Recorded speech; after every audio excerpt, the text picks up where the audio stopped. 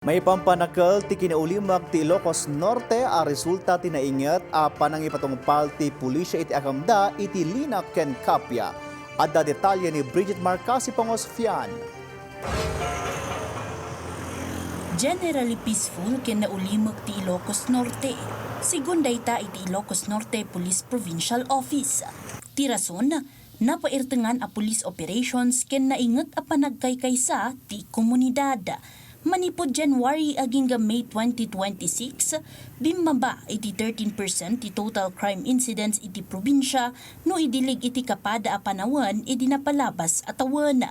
Bimaba mutla ang ti monthly crime rate iti probinsya manipod iti 8.55% aging 7.53%. Bimaba ti index crime iti 51%, bayat ati non-index crime kat bimaba iti 59%. Banag ang mangipakpakita iti simmayaat a seguridad a kondisyon ti Ilocos Norte.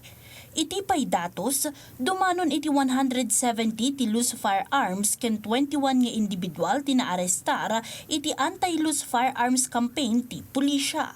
Iti implementasyon ti arrest warrants, dumanon iti 124 a wanted person ti naarestar, apakairamanan ti 27 a most wanted person iti probinsya ken pakabuklan nga Ilocos Region.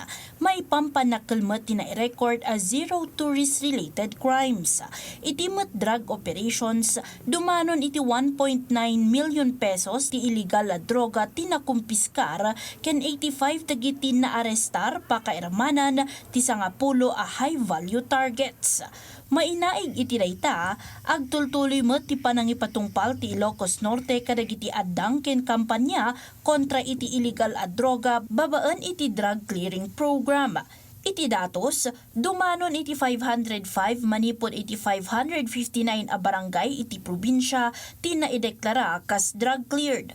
Manipod iti 23 cities ken municipalities ti Ilocos Norte, 15 ti naideklara kas drug-cleared municipalities. Bayat nga 6 ang munisipyo met ti nakaawat iti 100% drug-cleared barangay ken manarimaan laangan ti pannakaisagana kadagiti maikalkalikagom a dokumento para iti pannakaideklarada kas drug-cleared municipality. Iti baet ti dayta, agtultuloy ti monitoring, validation ken law enforcement operations dagiti otoridad tapno masustinir ti drug cleared status dagiti barangay ken mapreventaran ti re-emergence ti illegal drug activities. Iti pay datos, ti 18 a barangay laangan iti Lawag City ken 2 a barangay iti Pasukin tinabatbati at drug affected barangays.